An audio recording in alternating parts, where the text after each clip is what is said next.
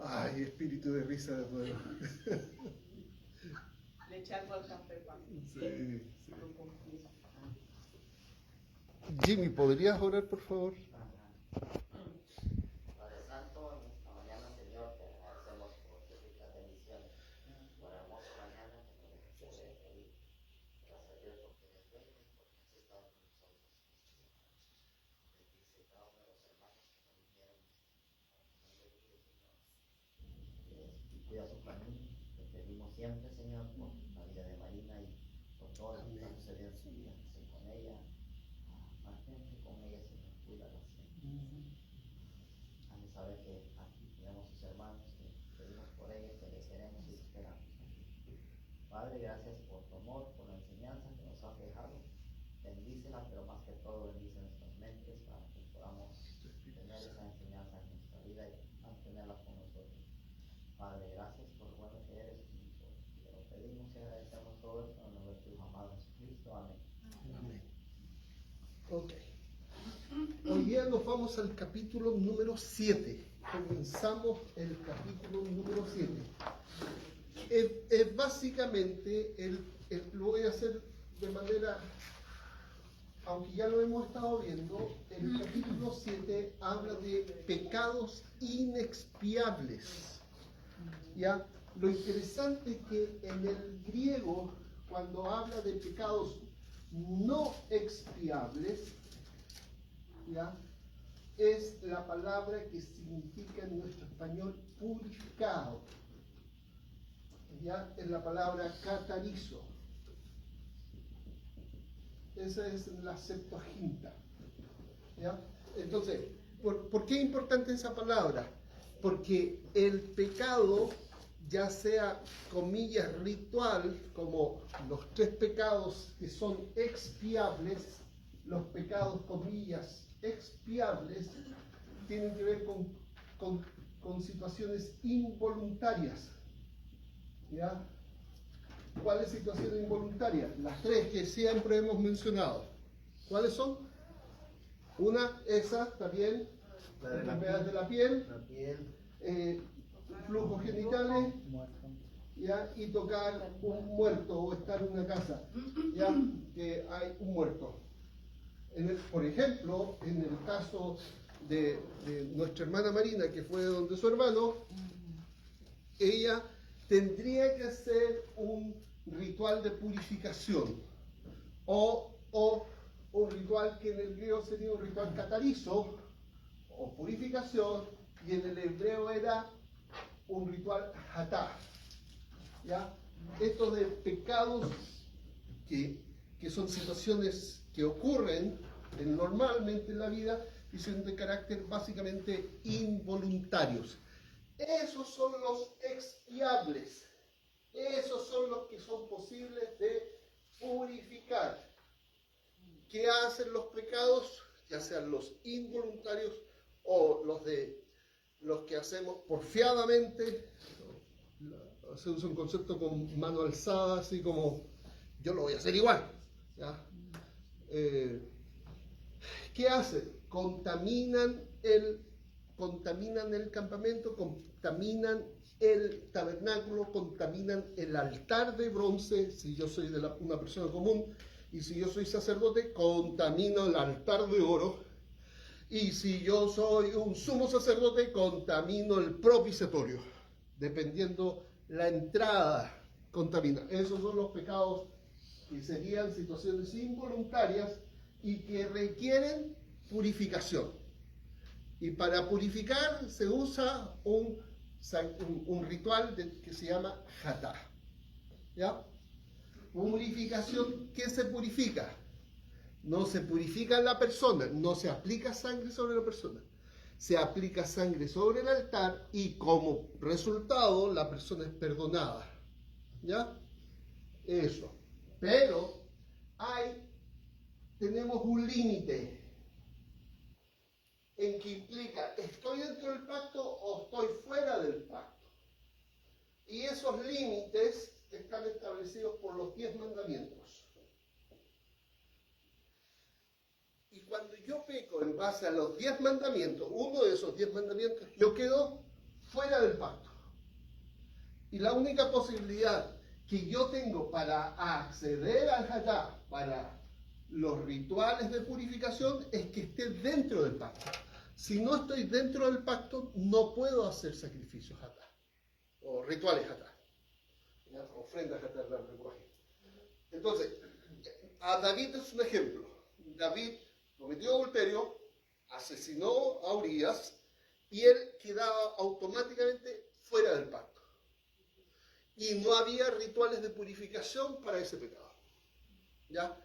¿Qué ocurre? Israel peca rompiendo los mandamientos, sale del pacto por el pecado, porque se portó mal, muy mal, muy mal.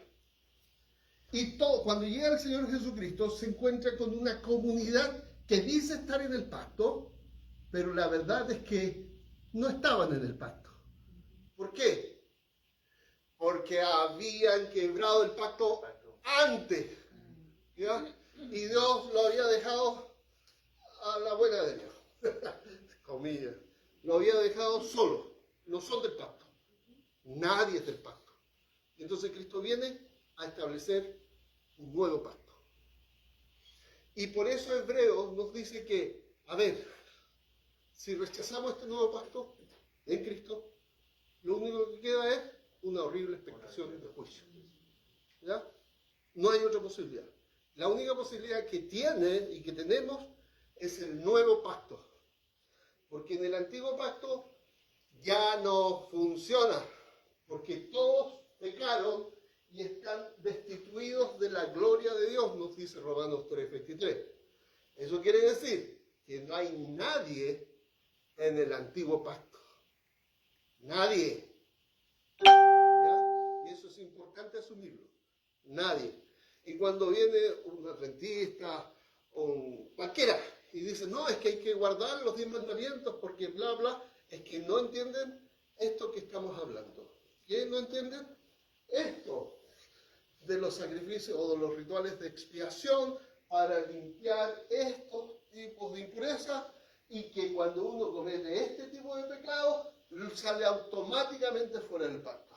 Y la única opción para volver a una relación con Dios es el nuevo pacto, que es por gracia, por la fe en Cristo. Capítulo 7. Pecados inexpiables en el antiguo pacto. Y este texto es muy, muy importante, de Jeremías 31, versículos 31 y 34. Por favor, hermano Isidro, lean el versículo que está al inicio del libro. Dice, he aquí, que viene el día, dice Jehová, en los cuales haré nuevo pacto con la casa de Israel y con la casa de Judá, porque perdonaré la maldad de ellos y no me acordaré más de su pecado. Ok. ¿Qué pecados iba a perdonar? Los pecados que no era posible perdonar en base al antiguo pacto. Y este texto es el corazón de la carta a los Hebreos, por si acaso, este versículo. Toda la enseñanza de Hebreos gira en torno a, hay un nuevo pacto. Si hay un nuevo pacto, entonces hay un nuevo sacerdocio. ¿Ya? Eso es importante. Si hay un nuevo pacto, hay un nuevo sacerdocio. Primero viene el establecimiento del pacto. ¿Cuándo se inaugura el pacto? Este nuevo.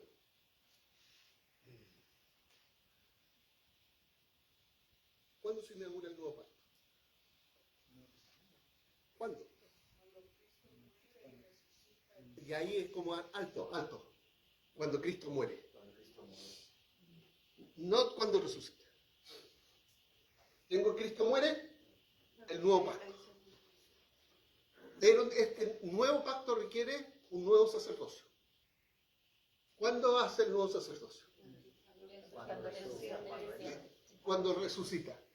Y cuando resucita, él ya es sumo sacerdote, y cuando asciende, ya es como asume la actividad sumo sacerdotal. Pero después de su resurrección, él es sumo sacerdote. Y esa distinción hay que hacerla bien. Cristo dice, cuando inaugura la cena del Señor, esta es la sangre del nuevo pacto. Ok. ¿Cuándo se inaugura el nuevo pacto? Cuando derrama su sangre. Pero este nuevo pacto requiere un nuevo sacerdocio. Cuando Él es hecho sumo sacerdote, cuando resucita y cuando comienza su actividad sumo sacerdotal, cuando entra a los cielos. ¿Ya? Ese es el orden de la carta de los Hebreos. Y se nos pasa así como de largo, ¿ya? Pero está como clarito. Dice la carta de los Hebreos que si Él estuviera aquí en la tierra, no podría ser sumo sacerdote porque los sacerdotes son de acuerdo a la tribu de Leví, descendientes de Aarón. ¿Y Cristo de quién es descendiente? De David, de la tribu de Judá. Bueno, veamos acá. En la teología del Antiguo Testamento, dice acá, el concepto de pureza y expiación juega un papel fundamental en la relación entre Dios y su pueblo. Este capítulo se enfoca en la palabra katarisei, utilizada en la Septuaginta, la traducción griega del Antiguo Testamento. Éxodo 27, analizaremos cómo esta palabra se relaciona con los sacrificios hatá, ofrenda por el pecado, en el libro de Levítico, y cómo la estructura sacrificial del Antiguo Testamento, y acá es que subrayar, no contempla una expiación ritual para ciertos pecados graves, como la profanación del nombre de Dios, la idolatría, el adulterio y el homicidio. Además, exploraremos la transición hacia el nuevo pacto profetizado en Jeremías 31 y Ezequiel 36, donde se introduce la posibilidad del perdón para estos pecados. Finalmente se discutirá cómo este cambio se refleja en el Nuevo Testamento, particularmente en Hechos, capítulo 10, versículos 14 y 15, donde la purificación se extiende más allá de las limitaciones del Antiguo Pacto. ¿Qué relata en Hechos 10? En Hechos 10 tenemos cuando Pedro tiene una visión. Dios le dice a Pedro, levántate, mata y come. Y Pedro dice, yo nunca he comido cosa inmunda. Y pasa una vez, pasa otra vez. Y Dios le dice, al Señor le dice, no llames inmundo lo que Dios ha limpiado. Y ahí cuando dice limpiado, otra vez catarizo. ¿Ya? Por eso es importante saber que catarizo es esto, limpiar. Entonces, fíjense, esta palabra significa purificar y o limpiar. ¿Te acuerdas cuando dice que si tú pecas y tú confiesas tus pecados, Cristo o Dios es fiel y justo para perdonar y limpiarnos? Es la palabra catarizano. ¿Ya? Entonces, eso es importante. ¿Por qué? Porque lo que no había en el Antiguo Testamento, lo tenemos en el Nuevo Testamento. O lo que no había en el Antiguo Pacto, lo tenemos en el Nuevo Pacto. Antigua alianza, nueva alianza. Éxodo 27 es parte de los 10 mandamientos, el conjunto de las leyes fundamentales dadas por Dios a Moisés en el monte Sinaí. El mandamiento es claro, no tomarás el nombre de Jehová tu Dios en vano, porque no dará por inocente Jehová al que tomare su nombre en vano. Cuando dice no tomará por inocente, esa expresión, en la Septuaginta, la palabra griega catarizo, katarisei, se utiliza para traducir el concepto hebreo de no dar por inocente. Este término implica que Dios no considerará limpio, inocente o puro al que comete este pecado, por ende su vida misma contamina todo el campamento. ¿Comprenden lo que está diciendo? ¿Se acuerdan que hemos dicho que las enfermedades de piel, el flujo de sangre, tocar a un muerto, contamina el tabernáculo? Contamina, si yo soy una persona común del pueblo, contamina el altar. Entonces necesita limpiarse el altar. Pero este pecado contamina todo. ¿Ya? Lo interesante es que es hablar de ensucia todo. ¿Ya? ¿Por qué dijiste eso? Ensuciaste todo lo que tenías que haber dicho anterior. Nosotros lo usamos en el lenguaje común. Es como, estaba todo bien, pero lo que dijo ensució o echó a perder todo. ¿Ya? Bueno, acá pasa lo mismo. Tenemos ciertas situaciones involuntarias que la Biblia llama pecados que pueden limpiarse. Pero hay otros que son pecados que la Biblia no acepta ser limpiados, según la Antigua Alianza. Era tan así del versículo 7, no tomar el nombre de Jehová tu Dios en vano, que la gente decidió no escribir más el nombre de Dios. ¿Ya? Y entonces no tenemos el nombre de Dios, no tenemos el nombre del Señor, la pronunciación de su nombre. ¿Por qué? Porque ellos no querían romper este mandamiento. Así que si nos olvidamos del nombre, mejor. Encuentro ridículo la decisión.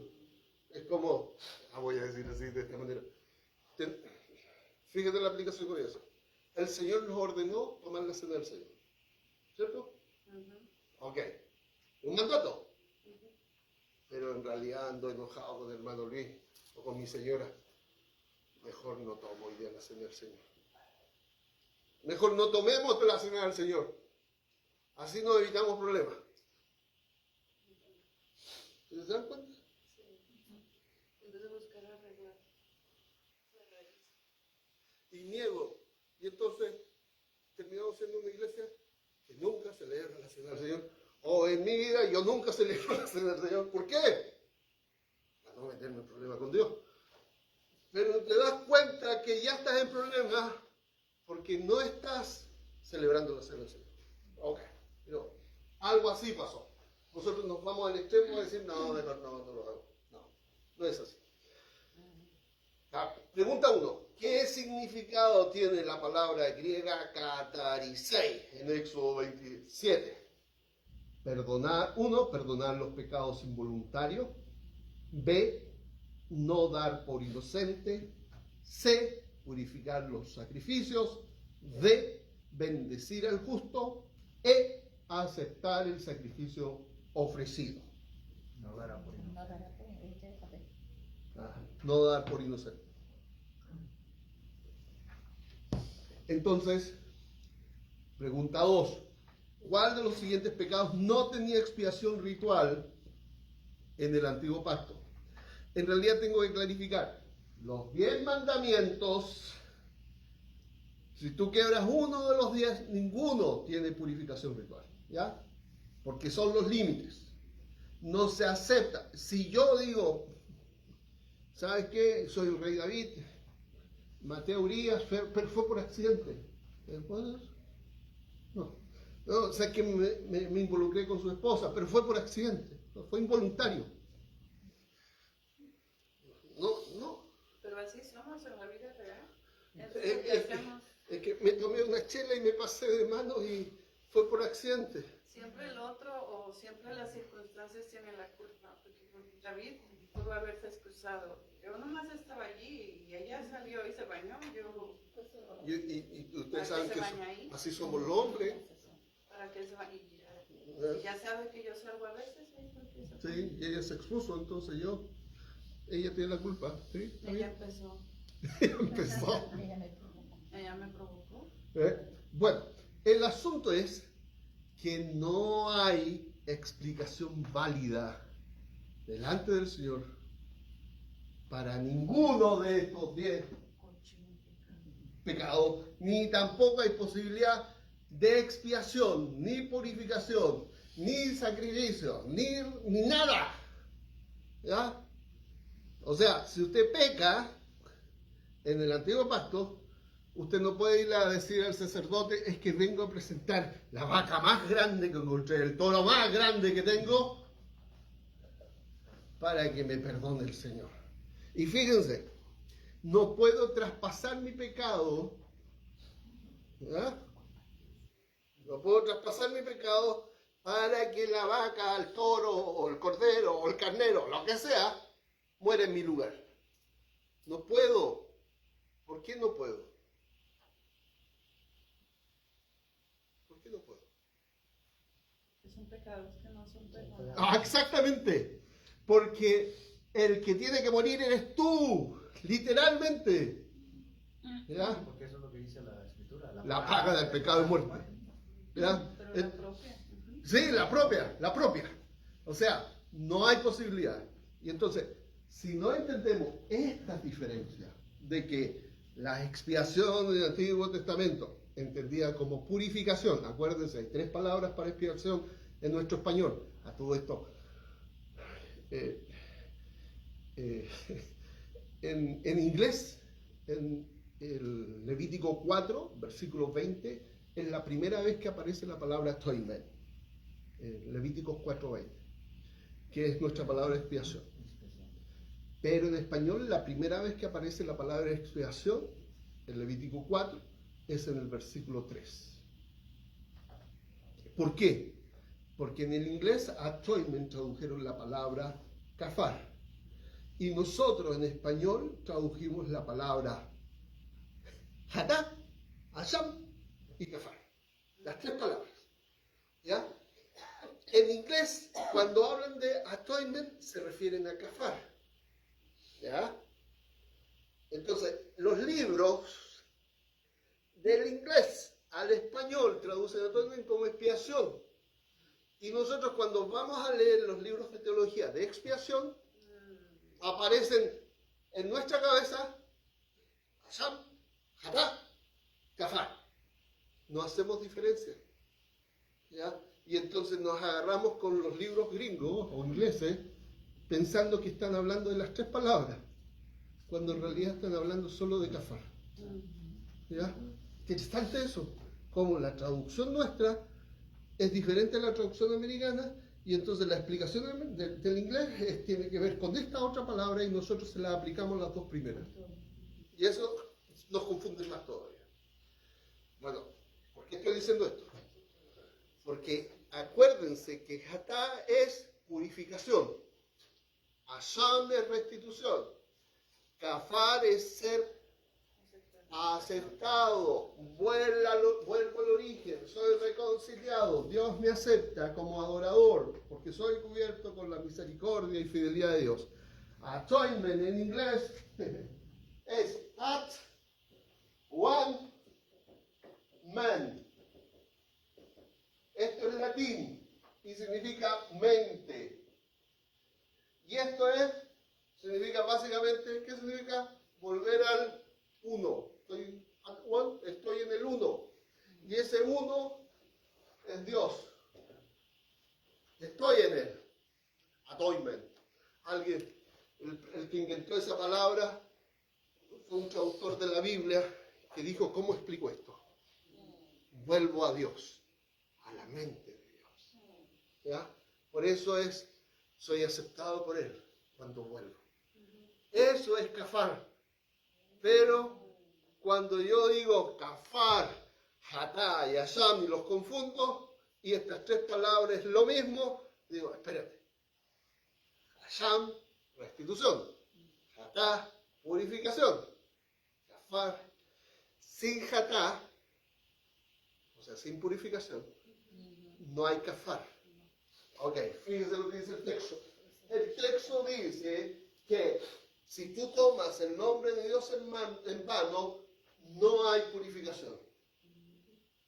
Entonces, ¿qué no hay? No hay aceptación. No hay kafar.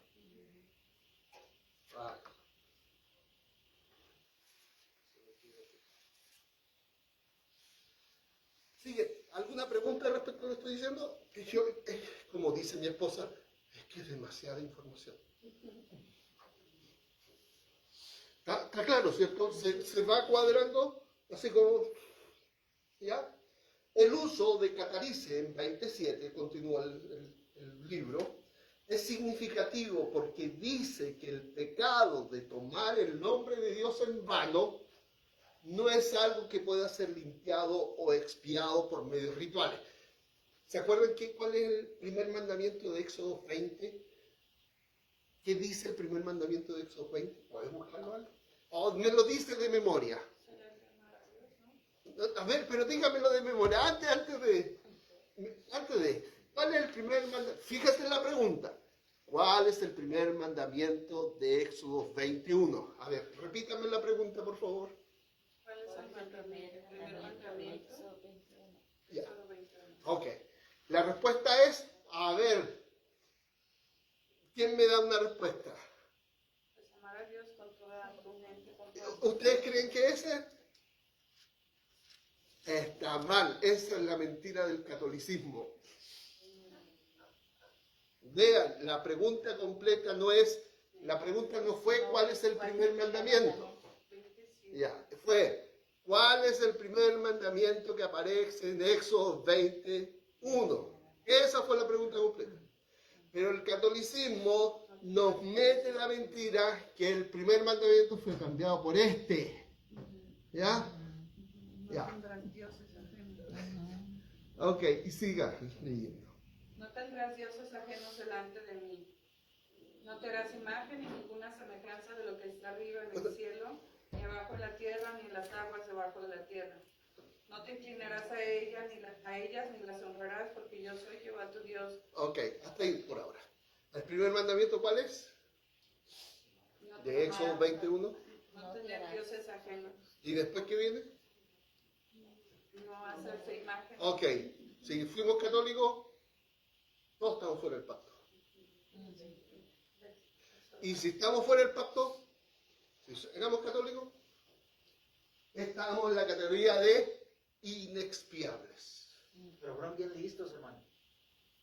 Ahorita que estás diciendo eso, hermano, entonces fueron bien listos. Basado en lo que me estás diciendo, se dieron cuenta Sí. de que estaban fuera del pacto. Como estaban fuera del pacto, dijeron, necesitamos sacerdotes nuevos, vamos a crear nuestros propios sacerdotes, en lugar de hacer expiación y ofrendas, mejor ahora te confiesas con nosotros. Y crearon todo un sistema que está completamente fuera de la escritura, o sea, crearon un sistema completamente humano.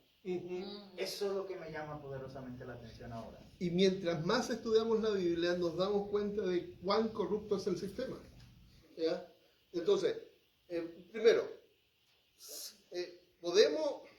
sabemos que nadie está en el antiguo pacto. Nadie. Aunque dijeran, yo guardo la ley, yo hago esto, nadie. ¿Ya? ¿Por qué? Porque el antiguo pacto está abolido, no existe más. No existe más. Es como que todavía yo le siguiera llamando a toda Hispanoamérica España. Y tú me tienes que decir, hermano, en Hispanoamérica ya no existe España.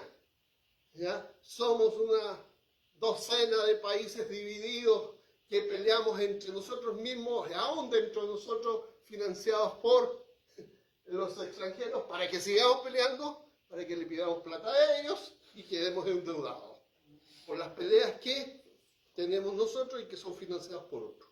Básicamente eso. Entonces, ¿no puedo hablar de España? No, porque ya no existe acá en Hispanoamérica. A todo esto, las guerras que nosotros en Chile tuvimos con Perú y Bolivia fueron financiadas por Inglaterra. ¿Ya? La independencia nuestra también. Entonces, nos pasaron plata y después nos cobraron, porque le quedamos debiendo. Generalmente en Hispanoamérica los extranjeros ponen la plata y nosotros ponemos los muertos. Pero esa es otra cosa. Entonces, si eres parte de si eras solamente parte del pacto, se cumplían los 10 mandamientos. Si no cumples los 10 mandamientos, no eres parte del pacto. ¿Por qué no eres parte del pacto? Porque estos implican ser pecados inexpiables, que significan que no aceptan purificación alguna en el altar de bronce. No hay purificación. ¿Ya? ¿Quién tiene que morir? El que peca. De hecho, todo eso también, hermano, por ejemplo, pone en jaque completamente también toda la teología adventista. Porque ellos son principalmente los que dicen que tienes que estar dentro del pacto, y también juntamente con todos aquellos que los conocemos ahora como judaizantes, que quieren judaizar la iglesia. Y porque quieren que a fuerzas tienes que cumplir, mira que si no, pero aquí también veo un problema con lo que estás mencionando. O Porque si estamos fuera del pacto, vamos a suponer, bueno, ándale pues, tráete el becerro, el buey, lo que quieras para, ¿dónde lo vas a sacrificar si no hay templo? ¿Dónde está el sumo sacerdote para ofrecer o sea, el sumo sacerdote de acuerdo al antiguo pacto? Ya no existe. Es más, ya no existe la tribu de Leví. Entonces no hay manera de corroborar todo eso. Entonces realmente nos está dando, la escritura nos está dando armas para poder defender la fe y por qué el nuevo pacto es superior al antiguo pacto.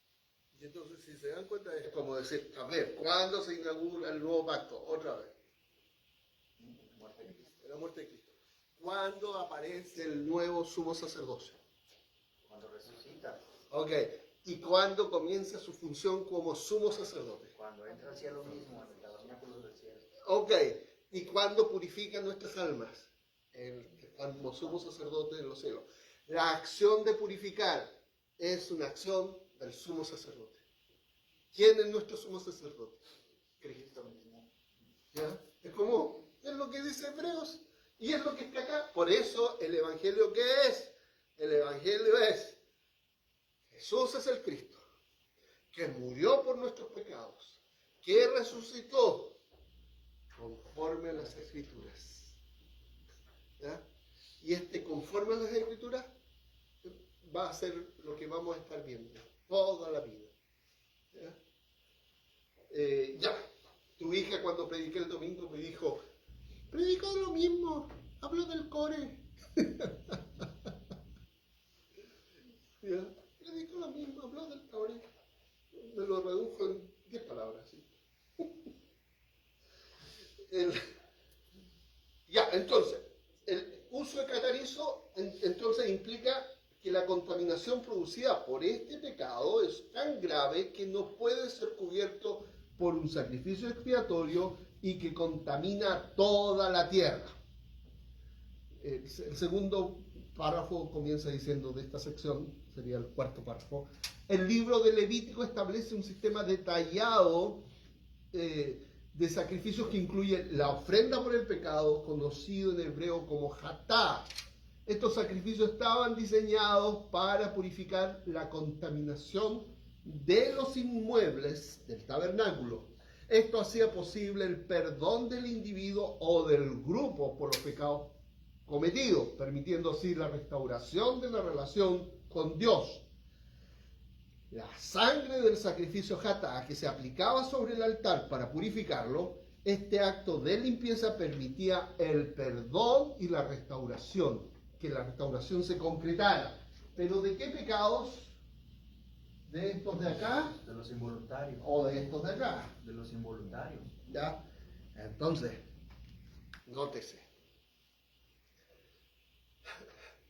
Nosotros rompimos todo, 1, 2, 3, cualquiera de estos del pacto.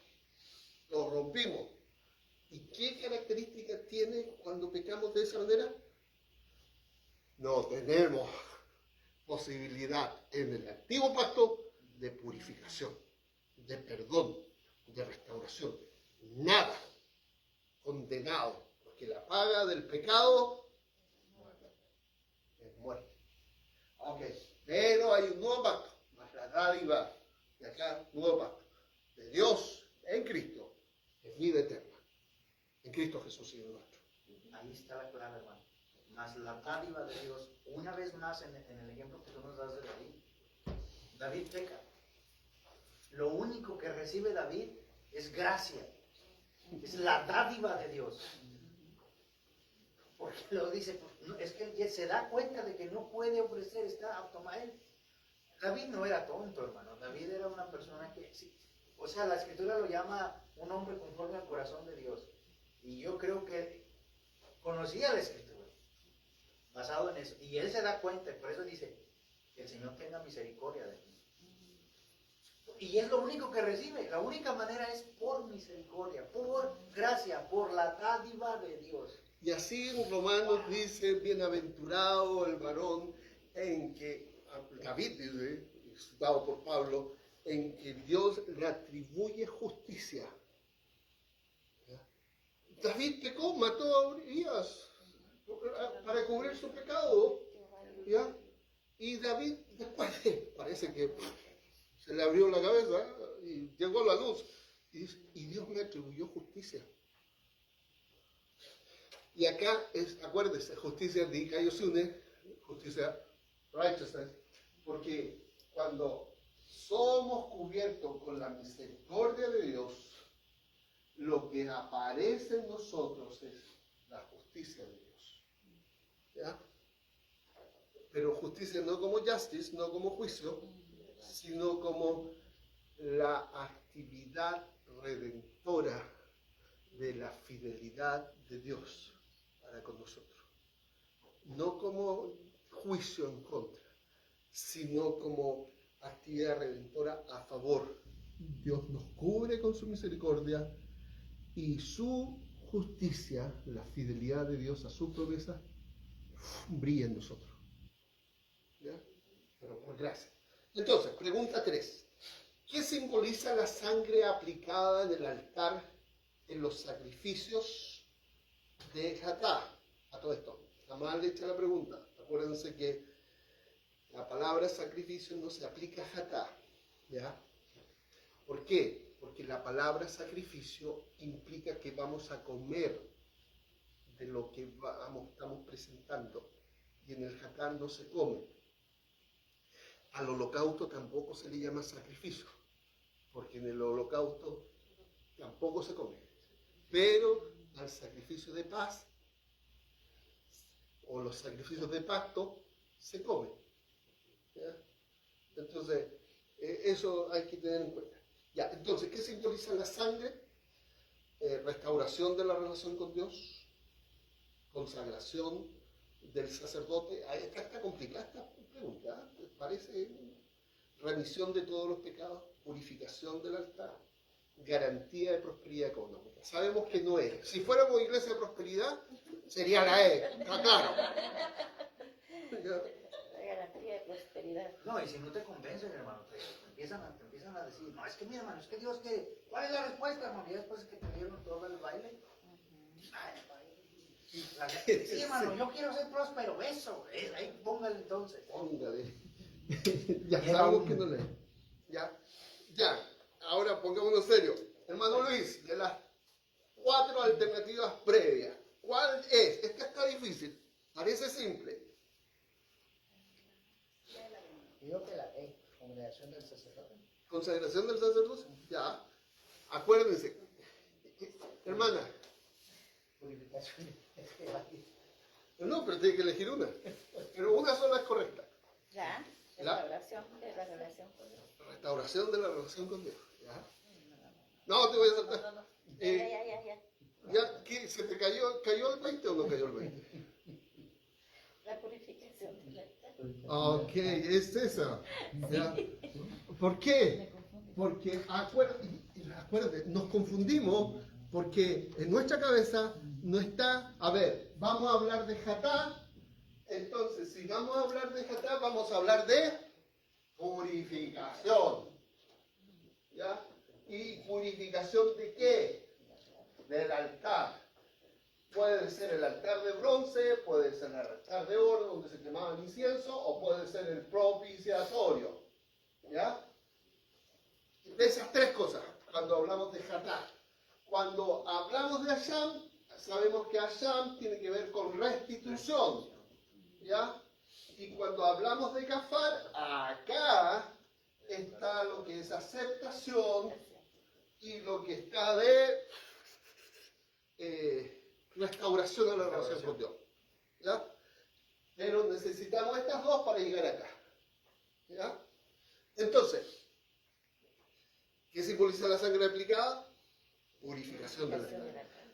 Fíjense, y acá otra importante. Es importante esta expresión. El altar no es la cruz.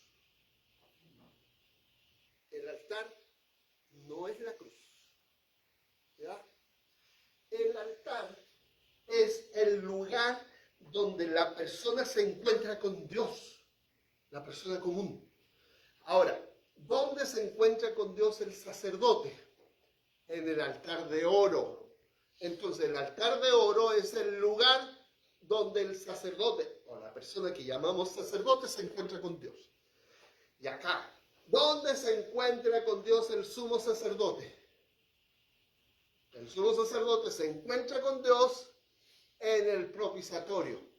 Entonces, ¿qué estoy diciendo? Sáquense de la cabeza que el altar es la cruz. No es así. Estos tres muebles son uno solo al final. Es el lugar del encuentro con Dios. ¿Ya? La cruz, simbólicamente, es cuando el animal es quemado fuera del campamento. Hebreos capítulo 13, versículo 11, 12, lo dice claramente y no nos lo manda a decir con nadie. Pero cuando tenemos lente interpretativo, no lo vemos. ¿Ya? Entonces, y acá, otra vez, no es el altar la cruz. ¿Por qué? Todo lo que es el altar de bronce, el altar de oro y el propiciatorio es todo esto físicamente es figura y sombra de lo que hay en el cielo. ¿Ya? No lo que está en la tierra. Y esto cambia nuestra forma de mirar. Pregunta al respecto porque esto es complicado. ¿No? Otra vez la risa. Esa niñita de allá desordenada. Y esta otra señora no se aguanta de las cosas que dice esta otra niñita. Sí, están poniendo el desorden mis compañeras, profesor. Y tú te portas bien, está claro. No. Qué mentira, Mayrán. Y ella se contagia. Oh.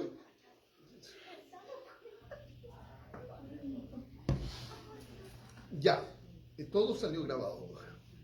Para que vean que estamos en vivo, hermanos. Entonces, noten lo que estoy diciendo, el lugar de encuentro. ¿Ya? El lugar de encuentro. El lugar de encuentro. ¿Ya? Volvamos. Pregunta 4. Me voy a otro lado. Pregunta 4. Según Éxodo 27, ¿qué carácter tiene el pecado de tomar el nombre de Dios en vano? ¿Puede ser perdonado con sacrificios rituales? ¿Puede ser perdonado o no? No. La pregunta C, la respuesta C dice, ¿no afecta la relación con Dios directamente? Tampoco esa es la respuesta. D dice, ¿puede resolverse mediante la confesión? Tampoco es la respuesta. E dice, ¿solo afecta la vida comunitaria? Tampoco. La respuesta es la B, de burro. Es un pecado imperdonable bajo el antiguo pacto. ¿Ya? Ahora, los judíos quisieron solucionar el problema borrando el nombre de Dios en la Biblia. ¿Ya? Y yo lo apliqué diciendo, queremos solucionar el problema de los desafíos que nos toma la Cena del Señor, dejando de celebrar la Cena del Señor, y eso jamás. Aunque los sacrificios Hatá ofrecían expiación, a todo esto, cuando hablo de Hatá, vuelvo a decir lo que dije. Recuerden, en nuestro español, lamentablemente, hay tres palabras que se traducen expiación. ¿Ya? La palabra es importante. ¿Por qué es importante? Porque uno no sabe lo que significa, básicamente. Y lamentablemente, la cosa se complica porque a la par de esta palabra aparece la palabra propiciación. Y los teólogos te dicen que esta es la parte del hombre y esta es la parte de Dios. El problema es que indistintamente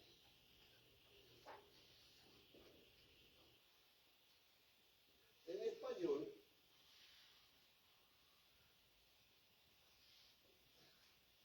se van esas tres palabras al mismo lugar.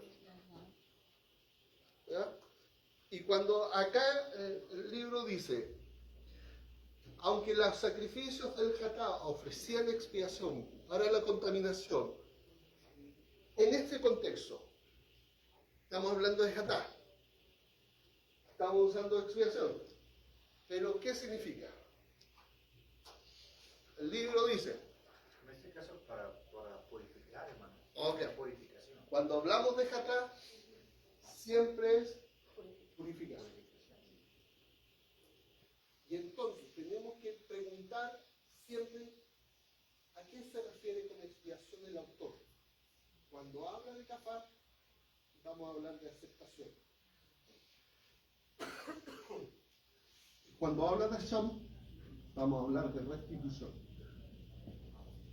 Pero solo el contexto nos dirá cuál palabra es. ¿Cuál palabra es? ¿Ya? Tenemos que pensar que cuando hablamos de expiación, hermano, usted me habló de expiación, ¿se refiere a restitución? ¿Se refiere a expiación, a purificación o se refiere a aceptación? ¿Cuál de las tres? Fíjense la pregunta que voy a hacer. La voy a hacer en español primero. ¿Qué significa PAN? Partido de Acción Nacional.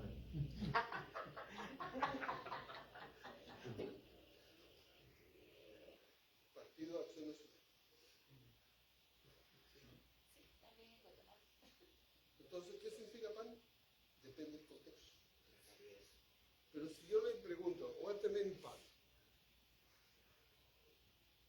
En inglés.